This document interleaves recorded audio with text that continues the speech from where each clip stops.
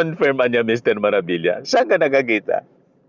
125 million, 11 days ubos.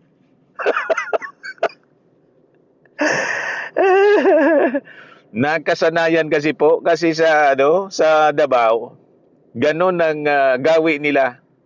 Wala kasing nagtatanong, walang tanong-tanong. Kaya delikado po talaga na si Sara Duterte ay magkaposisyon pa.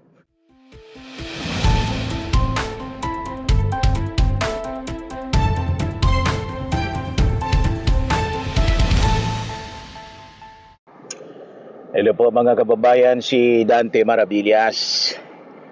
Di pag-usapan natin yung ginagawa ngayon na impeachment trial laban kay Sara Duterte, kung saan ang pinag-usapan yung confidential funds, Article 1. O ngayon, sa pagtatanong mga kababayan ng mga senator judges sa witness na sinalang, sa witness stand, sabi ng dating bank manager ng Land Bank na si Violeta Constantino, mga kababayan, yung release ng napakalalaking halaga ng pera, yung mga cash withdrawals ni Sara Duterte ng confidential funds, 125 million, mga kababayan, kinonfirm niya na unusual. First time daw nila, mga kababayan, ma-experience yung ganon.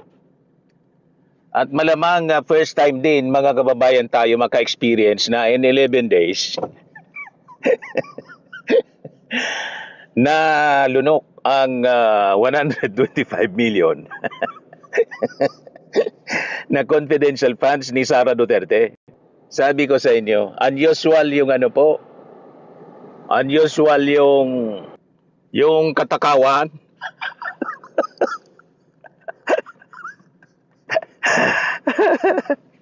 Kakaiba yung katakawan, mga kababayan, sa ito yung testimony, mga kababayan, ni Violeta Constantino, dating bank manager. I-share ko muna sa inyo yung balita at pag-usapan natin. Sabi dito, Land Bank witness, first time makakita ng milyon-milyong cash withdrawal ng Office of the Vice President. So, madaling sabi, si Sara lang ang ganun katakaw.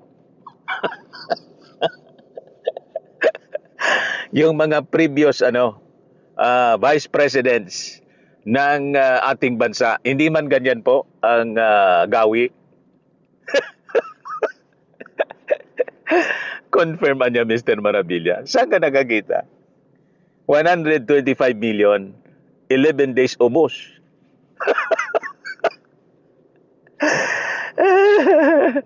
Nakasanayan kasi po, kasi sa Davao, ganun ang gawi nila.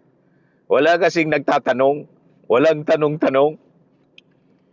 Kaya delikado po talaga na si Sara Duterte ay magkaposisyon pa sa kahit anong posisyon sa gobyerno. Mga kababayan, delikado, mababangkrap ang Pilipinas pa ganun. Di ba, mga kababayan? So sabi dito sa report ng GMA, tinanong ng mga senator judge si dating Land Bank Department Manager Violeta Constantino patungkol sa nauna nitong pahayag na unusual ang malaking halaga ng cash withdrawal ng Office of the Vice President. Tinanong kasi ni Erwin Tulfo, ano niya sa experience ninyo sa Land Bank, sa bangko? Normal ba itong ganitong cash withdrawal kalaki? Unusual niya. Pambira, nabigla, mga kababayan, yung mga Tagalan ba, kaya lang, hindi man nila pwedeng kontrahin. May authority. Ang dalawang opisyal ang authorized, mga kababayan, dito. Si Pac Sulaika, si Sulaika, mga kababayan, at saka si Sara Duterte lang. So, nasabi ni Constantino kay Senator Judge Hontiveros na sa loob ng 32 anyos, 32 years, na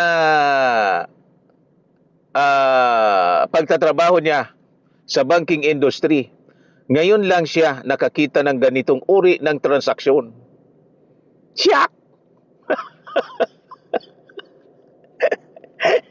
O, di ba? Ano masasabi ninyo, mga kababayan? Unusual yung katakawan po sa, ano, sa pera. Sa 32 years anya ko sa banking industry, ngayon lamang ako nakakita ng ganitong uri ng transaksyon. Natawag niya rin itong unusual. Hindi lamang dahil sa laki ng halaga, kundi dahil cash ang mga ito na inilagay umano sa mga malalaking bag. Sabi ko sa inyo, sila po talagang original, mga kababayan, sa paggagamit ng mga malalaking bag at maleta. Nagets na ninyo kung bakit tama yung mga sinasabi natin. Ang mainakusa ay siyang may gawa. Man-an matinao, sabi dito sa amin sa Bicol. Ang matinao maginibo. Ang mga tao daw na mainakusa, yon ang may talagang gawa. Gawain nila. Nagets na ninyo kung bakit sila mahilig mag-akusa ng maletang pera. Ay, ang kampo nila, mga kababayan, inaakusa yung ating Pangulo na tumanggap ng malimaleta. Inaakusa si Martin Romualdez na tumanggap ng malimaletang kickback. Gawain kasi po nila. Ito. Natawag niya rin itong unusual, hindi lamang dahil sa laki ng halaga, kundi dahil cash ang mga ito na inilagay umano sa mga malalaking bag. Sa isang bahagi, nasabi naman ni Senator Judge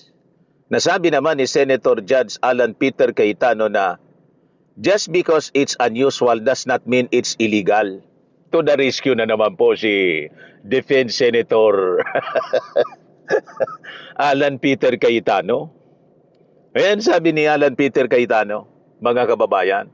Kaya sagot po ni Constantino, wala naman pong illegal doon sa encashment po. So yung encashment, hindi naman po illegal yung encashment. Ang illegal dito, yung paggastos. Wala man nga sinasabi, mga kababayan, sa articles of impeachment na yung pag-withdraw ng pera ng 125 million pesos ay illegal. Hindi yun kundi yung paggastos. After na ma-withdraw sa bangko, paano ni ginastos? Ayun, napunta sa kung ano-anong mga unauthorized expenses, mga kababayan. At malamang sa malamang, hindi na magtatagal, ma-establish na po na talagang napunta sa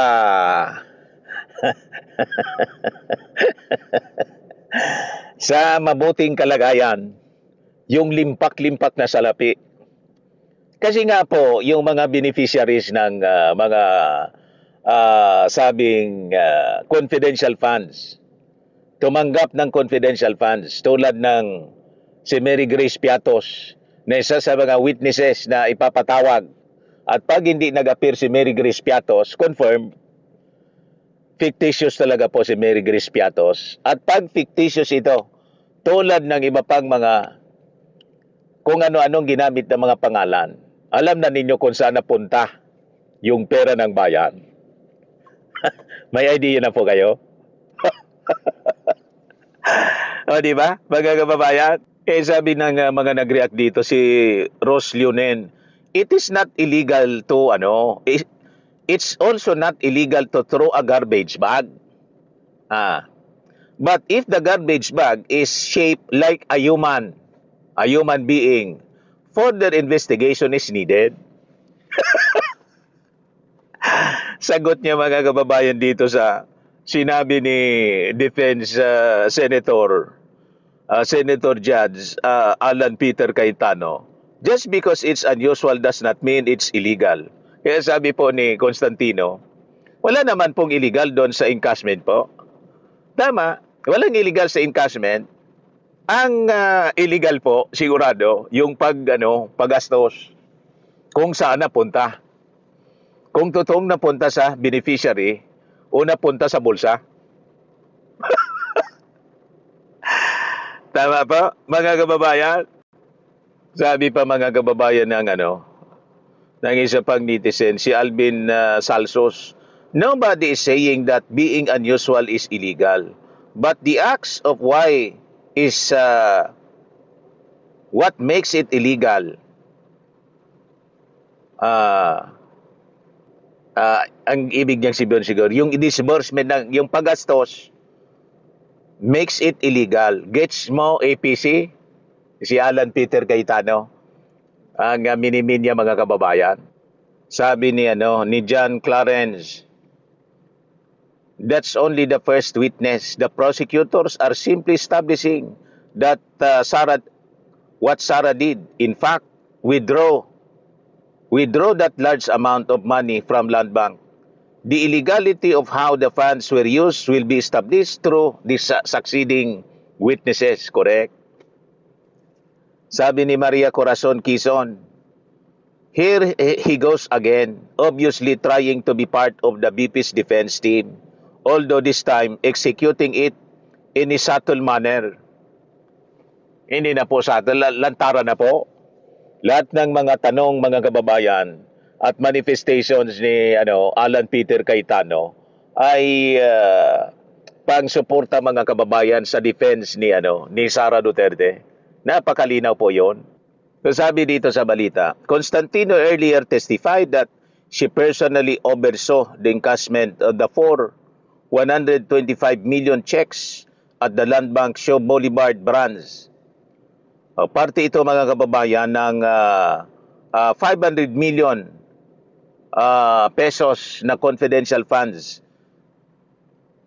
Combined value of 500 million were encashed by the former OBP Special Disbursing Officer na si Gina Acosta. So, yung 125 million mga kababayan, sunod-sunod na in-encash. Mga kababayan, yun ang nangyari pala. Sa Land Bank Shaw Boulevard branch, the transactions occurred between December 2022 and July 2023. The former bank manager said the branch handled accounts belonging to several government agencies. However, she had not witnessed other agencies making comparable withdrawals because their payments had generally shifted to electronic transactions. So far po, sabi ni Constantino, nag-convert na po lahat kasi sila sa online system. Laging sa ATM, payroll. So hindi na po ganyan kalaking withdrawal po sila. Withdrawal po nila, sabi po ni Constantino. Tulfo asked whether high-ranking government agencies were exempted from the bank's standard operating procedures for the large withdrawal. Wala na po ang exemption, sabi po ni Constantino. Paliwanag niya, however, that the Office of the Vice President provided the branch with advance advice about the planned transaction.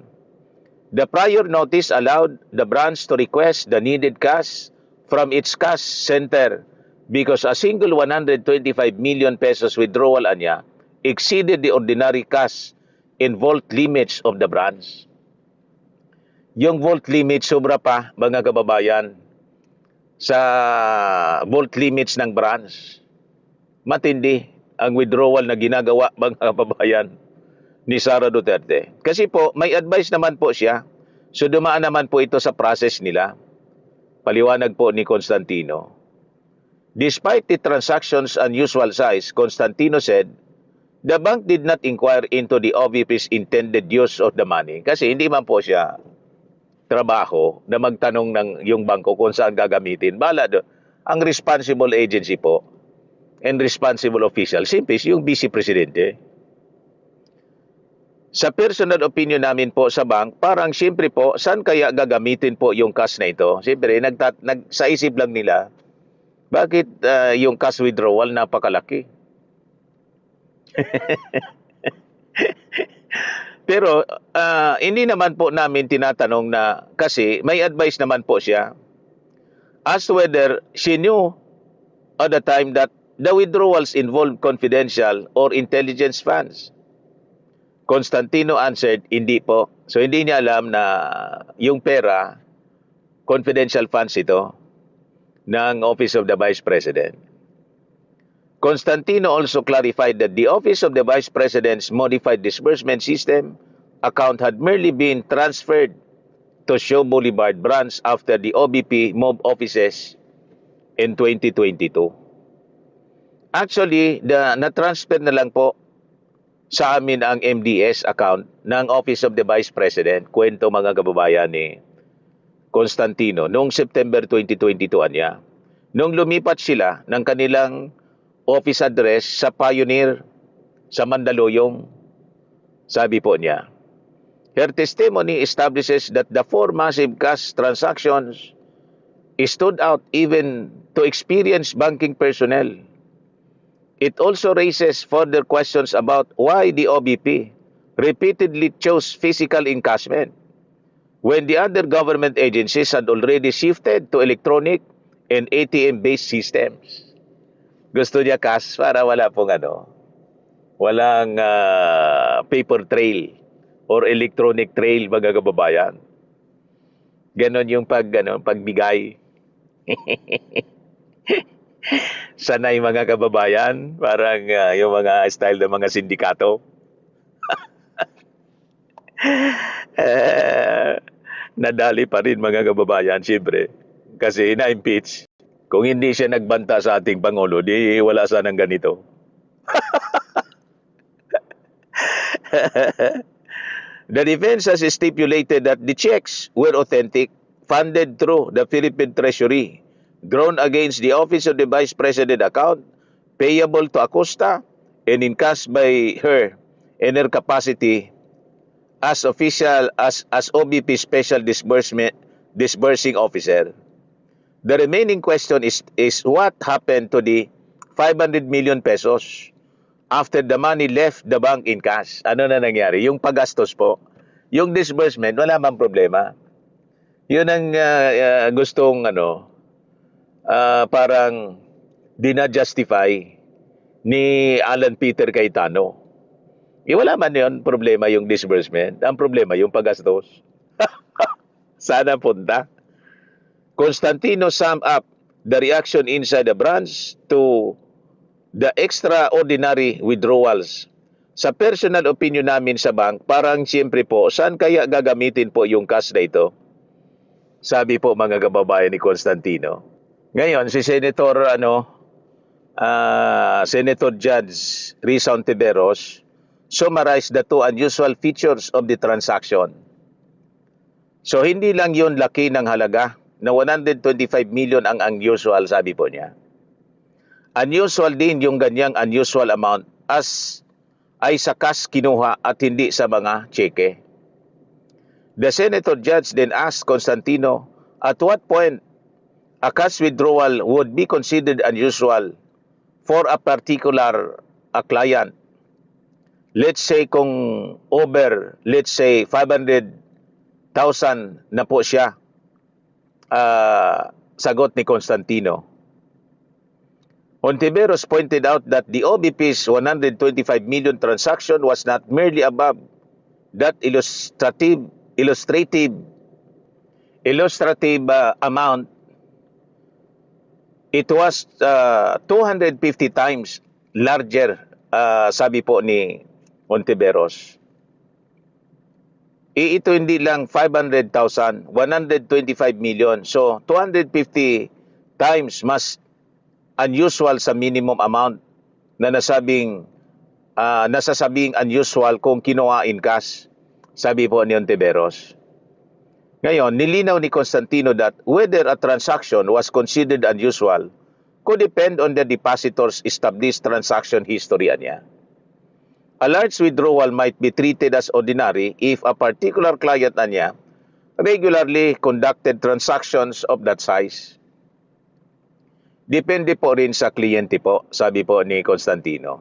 However, Constantino acknowledged that the OBP withdrawal was the first time niya her branch had encountered a cash transaction of that magnitude. Matindi. Kay Sara lang niya, mga kababayan, na experience sa loob ng 32 years sa banking industry. Pero kung para po sa first time na ma-encounter namin, that much unusual po talaga, she testified. Hontiveros emphasized that Constantino had spent more than 3 decades in banking without previously encountering a comparable cash withdrawal. And this was your first time, Hontiveros asked. And in your 32 years, hindi na 3 dekada kung masasabi nating pambihirang amount ito in cash. Masasabi nating once in a lifetime yung ganyang amount in cash.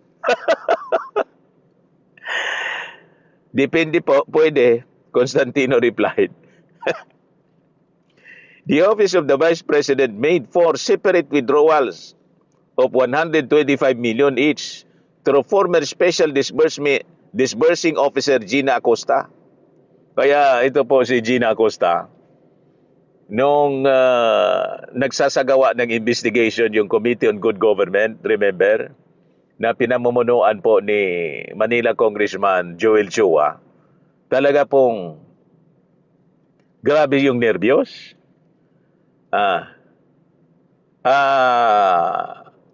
Yun, itinakbo sa ospital.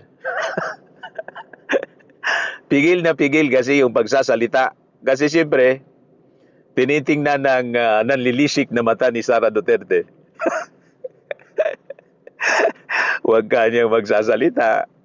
Sasamahin ka sa akin. Maybe ganon. Kaya grabe nervyos ni Acosta. So, kinobra siya. Sunod-sunod. 4 separate withdrawals. 125 million each. Between December 2022 and July 2023. The transaction converted to a total of 500 million, matindi talaga po, in treasury-funded OBP money into physical cash. The defense has admitted that the 4 land bank checks were authentic, payable to Acosta, and encashed by her as OBP's Special Disbursing Officer. Constantino testified that she personally oversaw the transactions of the Land Bank Show Boulevard branch. Kita na ninyo? Kaya ayaw humarap mga kababayan ni Sara, nasa pamamasyal doon sa sa Dahig. May 5 nation world tour siya, mga kababayan. At pag siya, mga kababayan, tinatanong ng kanyang mga paboritong vloggers doon sa iba yung mga kinikwento niya. Hindi yung tungkol dito po sa impeachment laban sa kanya, kundi kung ano-anong pinagsasabi laban sa ating Pangulong Bongbong. Kesyo yung suna ng ating Pangulo, a waste of time. Sabi nga natin, kumusta naman yung kanyang pagbakasyon? 15 days. 15-day vacation, mga kababayan. Anong tawag mo doon kung hindi waste of time? Di ba? At pagsayang, mga kababayan, ng pera ng bayan, yung sweldo niya, saka sweldo ng kanyang mga bodyguards. For nothing. Pero she has the gall na mamintas pa sa ating Pangulong Bongbong Marcos na may kilala daw siya na 68 years old pero mukhang bangkay. Nakikita na ninyo. Anyway, yun lang po ang summary ng mga kaganapan sa impeachment trial ni Sara Duterte. Patuloy po nating subaybayan sa mga susunod na oras at araw, mga kababayan. Ako po si Dante Maravidas. Bye-bye po. God bless.